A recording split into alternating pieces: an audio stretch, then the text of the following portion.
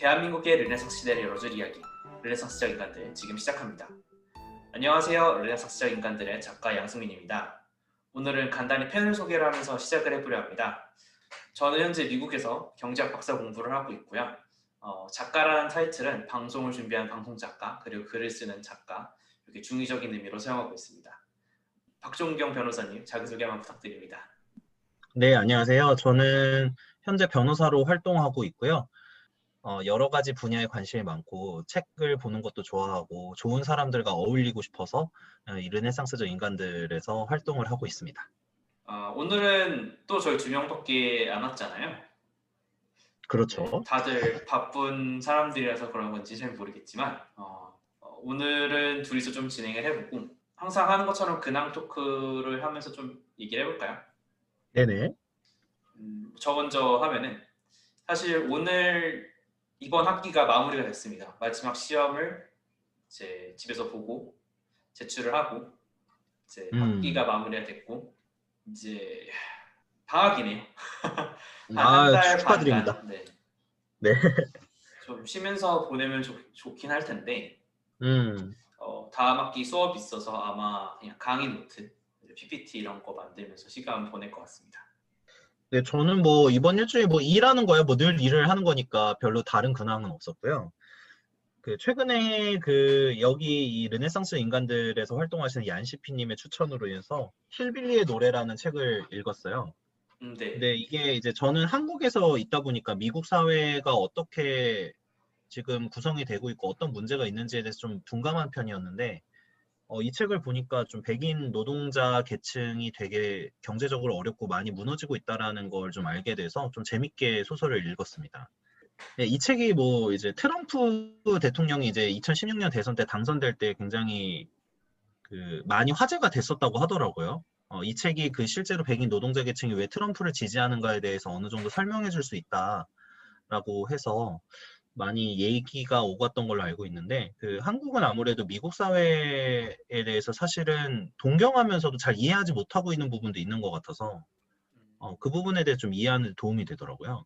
작가님께서는 지금 미국에서 생활하시는데 좀 미국 내 미국 노동자 계층이나 이런 부분들에 대해서 좀 사회적으로 좀 생각해 보신 적이 있는지 궁금하거든요. 일단은 제가 사는 지역이 이제 한국으로 치면은 굉장히 시골 네네. 지역이라서 제가 네네. 보고 경험한 거를 이제 넓은 미국이라는 땅에 계속 적용시키기가 어려운 부분이 많아요. 음, 음, 그래서 사실 제가 사는 캔자스라는 지역은 말 그대로 그냥 중산층이 되게 탄탄한 그런 음, 지역이기 때문에 그런 제가 음, 느끼는 이제 뭐 노동자 문제라던가 음, 아니면은 뭐 사회적 문제가 크게 이렇게 보이지는 않는데 음. 제가 얘기를 들으면서 좀 말하고 싶었던 부분은 우리 흔히 아메리칸 드림이라고 얘기를 하잖아요. 네. 누구나 미국을 생각하면 그 만연하게 느껴지는 뭔가 성공할 수 있을 것 같고 기회가 많을 것 같고 음, 그거에 대해서 얘기를 하면은 실제로 미국이니까 기회가 많은 건 사실인데 이 기회라는 것 자체가 그냥 미국에 오면은 그냥 길거리에 음. 돌아다니는 게 아니라 사실 그 기회를 잡을 수 있는 노력을 해야 된다라고 저는 보거든요.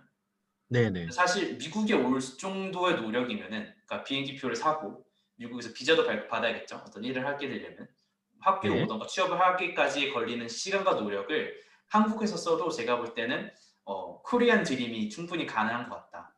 그러니까 음, 아메리칸 드림이 그러니까 미국에서 충분한 기회가 있다는 건 사실이지만 그래도 한국도 그 미국 못지않게 기회가 있고 미국에 올 정도로 기회를 잡을 사람이라면 굳이 미국에 올 필요가 있을까라는 생각도 하게 되는 것 같습니다. 제가 볼 때는.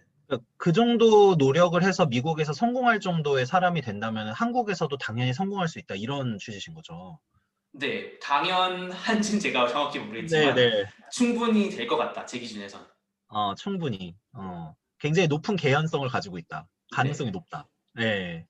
네, 저도 좀 동감하는 게 외국의 사람, 그러니까 미국에서 태어나지 않은 사람이 사실 미국 가서 생활을 하고 공부를 하고 취업을 하고 하는 부분이 굉장히 어려운 거라는 거를 저도 제 사촌 분들하고 얘기하면서 많이 느꼈어요. 저희 사촌 형도 이제 하버드 대학교 나와서 지금 미국에서 의사를 하고 있는데 그 형이 그러더라고요. 처음에는 경영학과에 들어갔거든요.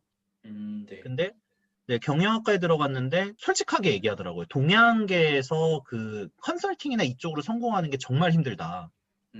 그렇죠. 그래서 미국 내에서 가장 안정적이고 되게 높은 지위를 가지고 있는 게 이제 의사기 때문에 공부는 자신이 있으니까 이제 생물학 쪽으로 틀었어요. 음, 네, 그래서 생물학을 전공을 하고 거기서 이제 미국 내에서도 이제 의학전문대학원 체제이기 때문에 이제 시험을 준비를 해서 이제 들어가게 됐는데 그 형도 솔직하게 얘기하더라고요. 한국에서 원래 있다가 간 형이거든요. 그러니까 중학교 2학년 때까지 한국에서 공부를 했고 그 이후에 이제 아버지께서 이제 미국에 이제 발령이 나면서 이제 가시게 됐는데 굉장히 초반에 많이 힘들었다. 그리고 처음에 당연히 영어도 안 되기 때문에 엄청 힘들었고 공부를 하는 과정에서도 상당히 뭐 어느 정도는 직업적으로 뭔가를 선택을 할 때 제약이 있다는 걸 많이 느꼈다. 그 부분에 대해서 맞습니다. 많이 얘기를 했었죠. 근데 보통 능력이 있고 공부하는 능력이 돼 있는 형이었기 때문에 이제 그 미국 사회에서도 이렇게 자리 잡는 데는 문제가 없었지만 사실 그 정도 노력이면 한국에서 그냥 수능 준비를 해서 의대를 갔더라도 갔을 것 같아요. 그렇죠. 사실 네. 그래서 아, 이게 정말 좀 쉬운 길이 아니다라는 생각을 많이 했는데 생각보다 제가 그 청소년 멘토링 할 때 미국에 대해서 되게 긍정적으로 생각하는 친구들이 많더라고요. 네. 미국이라는 나라가 되게 좋은 나라인 건 맞는데 나는 한국에서 인정을 못 받고 뭔가 한국은 너무 뭐 틀에 박혀 있고 이래가지고 좀 마음에 안 든다. 그럼 난 미국 가면 성공할 수 있을 거야. 이렇게 되게 단순하게 생각하는 친구들도 좀 있어서 좀 그 작가님 말씀에도 되게 공감이 좀 가네요. 사실 그렇게 방금 말씀해 주신 미국 가면 난 성공할 수 있을 거라고 생각했던 학생 중에 한 명이 바로 저거든요. 아, 네. 근데 사실 작가님은 지금 박사까지 하고 있고 성공한 거잖아요.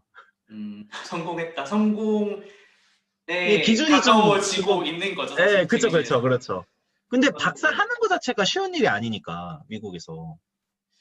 그래서 저는 이렇게 생각을 해요. 당연히 모르죠. 미국에 가보지 않았는데 미국이 어떤지 우리가 어떻게 알겠어요.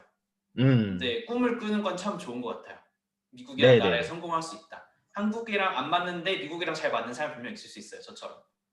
음, 그런데 여기서 한 가지 조언, 꼰대 발언 같은 걸 하고 싶은 게 있는데 저는 음, 미국에 올 때 좀 목표가 확실했거든요. 전 음. 사실 한국에 있을 때도 육군 사관학교를 가고 싶었어요. 장교가 되고 싶었어요. 장교. 네네. 그래서 제가 미국에 올 때는 그래 미국에 왔으니까 미국 장교가 되자. 미국은 아무래도 음, 이제 군 대우도 좋고 더 멋있잖아요. 그렇죠. 그래서 지원도 아마 많고, 음. 제가 지원했던 그 교환학생 프로그램에서 제 목표는 그 한미 합창 의장이다. 그러니까 오, 그런 엄청난데요? 네 그렇게 그냥 호흡을 바뀌었거든요. 왜냐면 그 전까지는 이제 아마 육군 사무총장이었는데 미국에 가니까 바꿨어요. 합창 의장을 음, 하겠다. 음, 그래서 그런 식으로 이제 원대한 꿈을 가지고 왔는데 사실 미국에 오니까 군인 안에도 너무 하고 싶은 게 많고 재밌는 게 많은 거예요. 그래서 음, 아까 말씀하셨던 컨설팅 업체에 가고 싶었고 그리고 말씀하신 음. 것처럼 동양인 같은 경우는 영어를 아무리 잘해도 발음에서 나오는 그 미세한 억양 자체가 네, 우리가 흔히 아는 빅3 회사들 있잖아요. 뭐 그쵸, 그쵸. 맥켄지라던가 베인, 맥킨지라던가, 음, 네. 그런데 BCG를 가기 위해서는 그런 말투 하나하나도 굉장히 중요하다라고 교수들이 말을 하더라고요. 음, 그래서 뭐 그런 것 때문에 바뀐 것도 있고 뭐 경제가 재밌었던 것도 있고 아무튼 이건 좀 나중에 긴 얘기라서 풀면 네네. 재미없지만 제가 하고 싶었던 말은 그 원대한 꿈 이상을 갖는 건 참 좋은데 그걸 걸맞는 계획을 좀 세웠으면 좋겠다. 음, 저는 1년짜리 교환학생 프로그램에 왔지만 목표가 그거였어요. 1년 내에 미국 합법적으로 있는 시간 내에 영어를 마스터하고 물론 마스터는 음, 못커녕 지금도 영어를 못하죠. 그러니까 그런 이제 음, 목표가 있었어요. 영어를 완벽하게 마스터를 하고 그리고 대학에 합격해서 한국으로 돌아오겠다. 그러니까 1년짜리 음, 프로그램에서 무조건 돌아오긴 해야 됐거든요. 비자가 끝나면. 음, 음, 그런데 저는 실제로 한국에 돌아오기 전에 대학에 이제 원서를 더 합격을 했으니까 돌아갈 이제 건덕지라고 해야 되나요? 돌아갈 근거가 생긴 거죠. 비자가 발급이 음, 되고 그렇게 해서 미국에 남을 수 있었는데 사실 음, 그냥 오고 잘 되겠지 생각하면은 잘 되는 게 없을 것이다. 이런 얘기를 그쵸. 하고 싶네요. 사실 유학 얘기도 음. 하면은 재밌는데 오늘 주제가 따로 있잖아요. 맞습니다. 네, 이거 오늘 하고서 주제. 뭐 또 다음 근황으로 얘기하면 되니까요. 네. 그렇죠. 그러면은 바로 얘기가 나온 게 오늘 주제. 그러니까 르네상스적 인간이란 무엇인가? 음, 사실 이게 저희 모임 이름이기도 한데 여러 번 얘기를 아마 했었던 것 같아요. 잠깐. 음, 그리고 좀 길게 얘기했던 건 저희들 인터뷰할 때 얘기를 했는데 정규 프로그램에서 르네상스적 인간이 네네. 뭔지를 얘기한 적이 없어서 뭐 오늘 시간을 내서 얘기해 보려 합니다. 종경님 먼저, 내가 변호사님 먼저 어떤 건지 음. 설명해 주실 수 있나요? 르네상스 인간. 뭐 이거는 각자가 정의하기 나름이겠죠. 그렇지만 이제 제가 정의하는 르네상스적 인간들은 기본적으로 사회에 대해서 여러 가지 시각과 시야를 가질 수 있는 사람이고 어떤 자기 신의 전문 분야가 있지만 그 전문 분야 이외의 다른 분야에도 관심을 가져서 좀 세상을 좀 균형적으로 바라볼 수 있다. 그리고 새로운 지식에 대해서 끊임없이 수용하려고 하는 사람들이다. 정도로 요약을 한번 해보고 싶어요. 저 같은 경우는 이제 동양식으로 표현하면 팔방미인이죠. 서양식으로 좀 얘기하면은 제너럴리스트, 그러니까 다양한 분야에서 두각을 나타내는 사람, 동시에 스페셜리스트, 그러니까 음, 말 그대로 다 잘하는 거죠. 여러 가지 음, 분야에서 자기만의 유의미한 결과를 만들어내고 그쪽에 재능이 있고. 그래서 이거를 르네상스적 인간이라 저희가 부르는 이유가 있잖아요. 그렇죠. 대표적으로 르네상스적 인간이라고 하면은 저는 레오나르도 다빈치가 떠오르는데, 레오나르도 다빈치가 사실 우리가 흔히 알고 있는 그 모나리자를 그린 화가이면서 음, 그 미켈란젤로라고 이제 라이벌이죠. 어떤 음, 조각가적인 면모도 있었고, 뿐만 아니라 그렇죠. 해부학, 어떤 좀 이거 괴짜라는 얘기도 듣는데 시체를 뭐 갈라서 이제 분석도 해보고, 아니면 음, 천문학도 하고 발명도 하고, 그냥 말하면 끝이 없이 나올 텐데 정말 다양한 음, 분야에서 성공을 한 사람이잖아요. 재능을 나타내고 그렇죠. 두각을 나타내고. 네네. 그러니까 이 사람을 뭐 화가다, 예술가다라고 하기에는 어떤 이과적, 과학적 성향이 강하니까 그건 좀 아쉽고, 그렇다고 해서 음, 레오나르도 다빈치를 과학자라고 부른 사람 거의 없잖아요. 그렇죠. 그러면 그 문과적 성향이 사라지니까 말 그대로 문이과 통합 인재인데, 이거를 음, 또 천재라고 부르기에는 천재라는 단어가 조금 뭔가 아쉬워요. 그러니까 맞아요. 천재는 흔히 우리가 뭐 아인슈타인처럼 정말 미친 발명을 하거나 미친 발견을 한 엄청난 이제 한 분야의 두각을 나타내는 사람도 천재라고 하는데, 레오나르도 네네. 다빈치는 사실 한 분야가 아니라 너무 다양한 분야에서 성공을 한 천재다 보니까 우리가 이런 사람들을 부르기 위해서 르네상스적 인간이라고 하는 게 아닌가 음. 생각하고 있습니다. 저희가 사실 이 주제를 다루는 이유는 사회에 훨씬 긍정적인 영향을 미치는 사람들이 많아지기 위해서이기도 합니다. 이 르네상스적 인간들이라고 정의하는 아까 저희가 정의 내린 대로 생각을 하면은 보통 사람들이 자신의 분야를 열심히 하다 보면은 그 분야에 갇히기 때문에 다른 분야에 대해서 관심을 거의 못 가지거나 그 다른 분야에 대한 이해도가 굉장히 떨어지는 경우가 많잖아요. 그렇죠. 근데 어떤 사람이 사람을 만날 때 그 사람 제가 속해 있는 분야의 사람을 만나는 게 아니라 뭐 저와 다른 일을 하시는 분을 만나가지고 이야기를 한다면 그 다른 사람의 분야에 대해서 어느 정도는 이해를 하고 있어야지 그 사람에 대해서 이해를 할 수 있고 그 사람의 마음이나 어떤 뭐 사고나 지식이나 이런 부분들을 좀 잘 흡수를 할 수 있거든요. 근데 그 부분에 대한 이해도가 전혀 없으면 그러니까 소위 말하면 어른이 유치원생한테 얘기하는 것처럼 되는 거죠.